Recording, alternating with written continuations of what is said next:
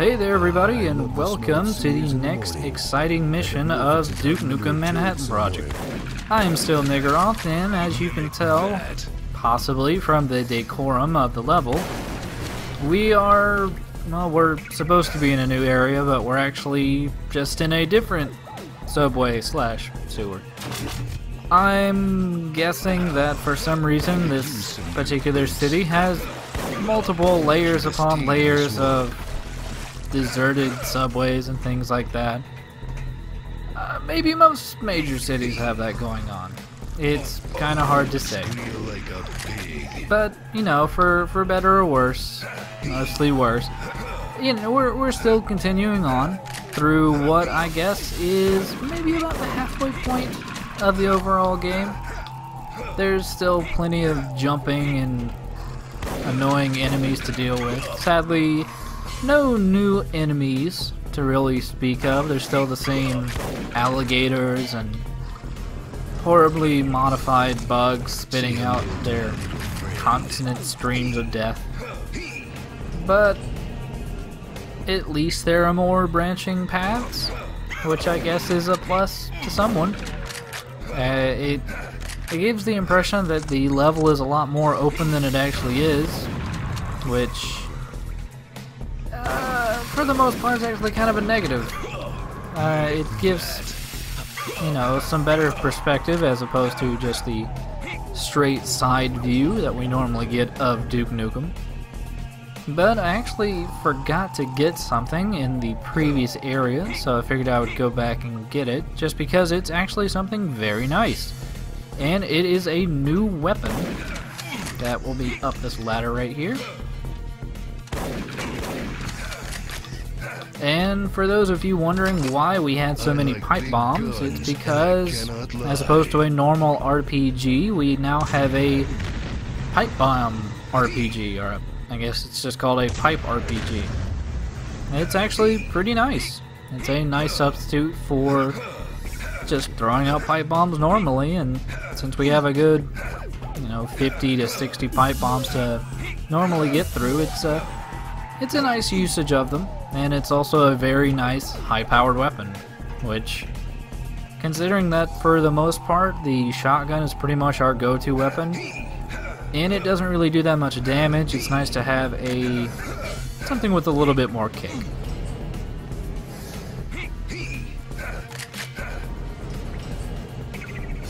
But thankfully, this particular look that you're seeing right now is only for this particular part of the this new level, I'd say.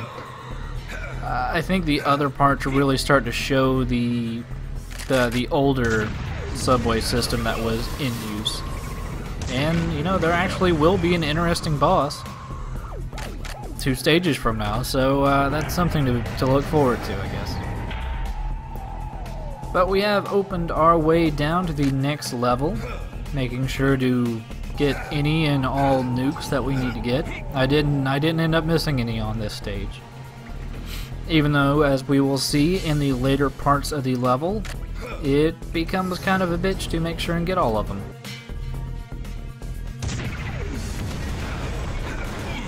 But we are already seeing one of the massive benefits to the PRPG. In fact, we can shoot way ahead of us and it will pretty much clear the way for us, which is very good considering that some of the shit is very blind. Sometimes I have to question who determined that these were probably the best camera angles to use, because sometimes they're not very helpful. Also, I guess I should point out, I think these eggs are probably considered new enemies. They don't actually spawn out any enemies themselves, they just kind of explode out into more gloop, so that can be mildly annoying. Especially since well, I think even after you destroy them they'll still spawn gloop, so it's really not a good way to deal with them as opposed outside of just using a pipe bomb. But thankfully, we still have plenty of pipe bombs to go through, even though I think I end up using up quite a bit of them by the end of this stage.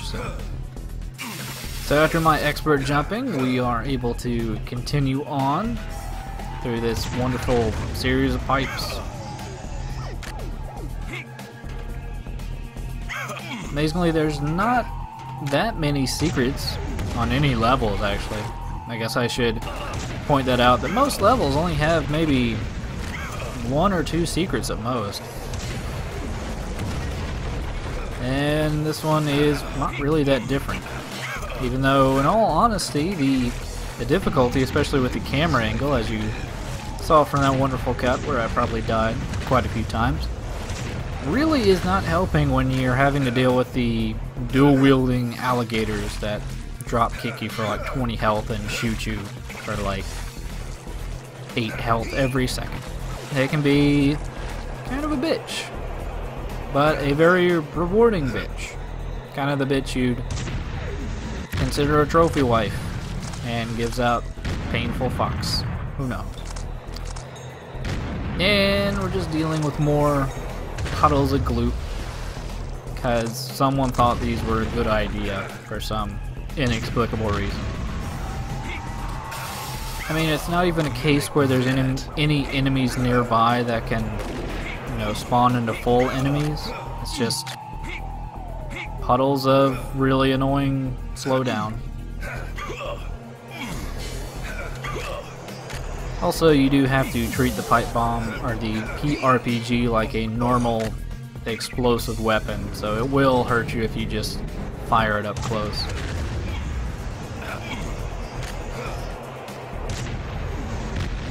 Clean up on aisle 4.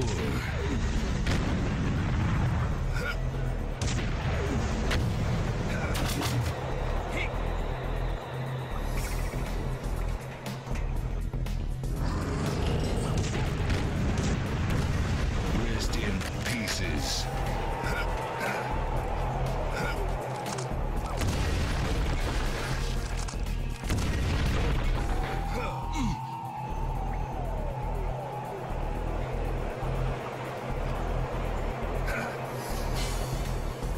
But there is not a tremendous amount to say about this particular level. It's most of the same that we've seen for about the last 3 levels. I mean, they don't even really put that much effort into hiding the nukes.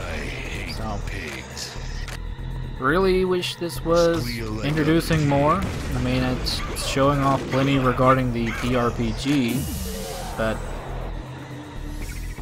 outside of the fact that it's just a really kick-ass weapon, it's not got too much else to it, really. I mean, I guess it's an interesting idea that they decide to use the pipe bomb for something else, but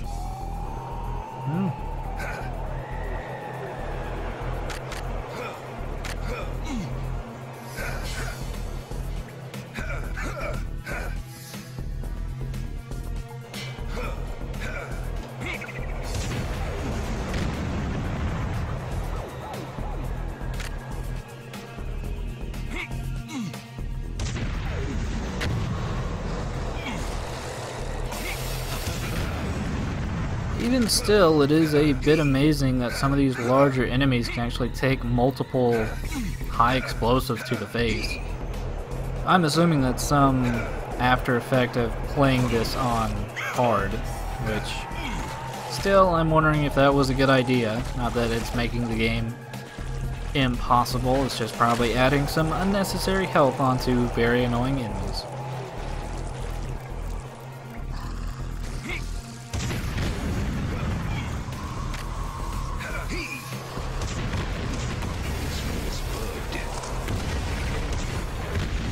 Rest in pieces.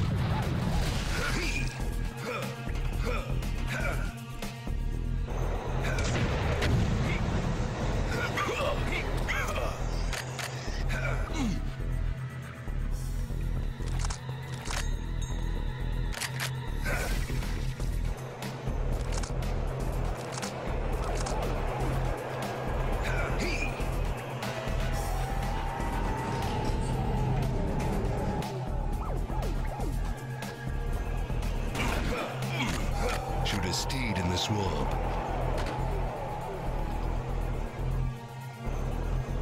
But hooray for backtracking. That's exactly what these very same looking pipes needed, is backtracking back through them. And amazingly, this is probably the least annoying backtracking for the entire level. We'll be seeing possibly the most annoying backtracking in just a little bit as we head into the next area, which will look massively different. The deeper Oh wait, I no it go, doesn't. the worse this city Actually smells. looks the exact fucking same. This is pretty much the quintessential horrible shit sewer level. And there's a reason that most sewer levels are considered shit, and it's not to make easy jokes about excrement or sewage. It's because sewers are normally just a collection of pipes connected to other pipes, and sometimes those pipes change direction, and sometimes there's water in between the pipes, and sometimes there are rats. And it's not that interesting. In fact, you know, outside of, you know, some European sewers or catacombs, things like that, most sewers are pretty damn dull. And it's really just a crutch for most game developers to shove in a level where absolutely nothing occurs. I mean, as I pointed out before, we just went through, you know, 3 stages of subways and sewers. This is just older subways and sewers. Except the first level for this is just a sewer. So it's not even giving you the idea that, you know, this is supposed to be older. It just looks more like a sewer with great camera angles. But, you know, I may be selling this too short.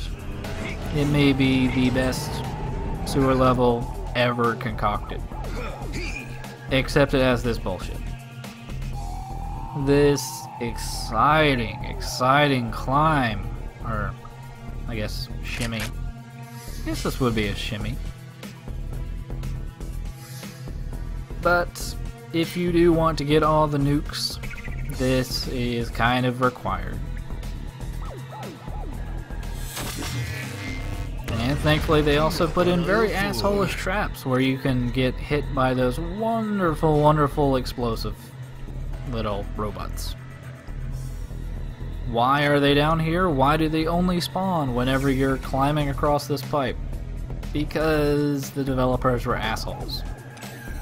I mean, thankfully they don't take too much damage to take down, but they just cause so much damage to you that it's just so aggravating. And hooray, we're back across, and what does the next room hold for us? More pipe crawling, but just to save you from that, it's gonna get speeded up. And even at double speed, it's, well, I think you might just be picturing it as going at normal speed and probably just thinking about how mind-numbingly awful this was for me to do originally. Rest in pieces. Thankfully, though, the final nuke is actually pretty close by, and actually the babe is in the general area that we're in. So it's just that the way these tunnels and things are set up, it's not really too easy to get back to the other side, to say the least, because you just saw the babe there. And we are going to need to get to her.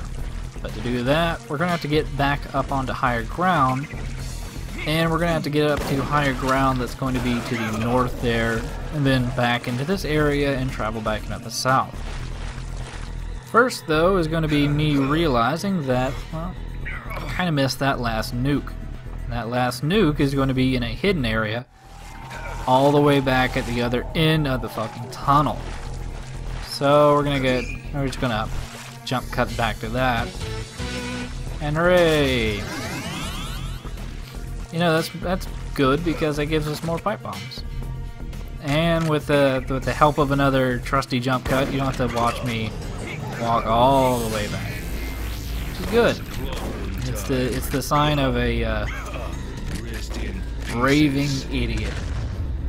But that's okay, because this game is actually technically good in comparison to the rest of the Duke Nukem games. So, even though we're at a low point, we at least have better jiggling boot physics than the other games. And even though this is probably a low point overall in the game, I will say that it does get better after this. Even if this particular part and the next two stages are not the most exciting thing in the world. Thankfully though, we do now have both the key and the babe, which allows us to get the hell out of here. And what better way to exit the stage than with a flurry of fireworks as we just spam the hell out of our new and exciting weapon.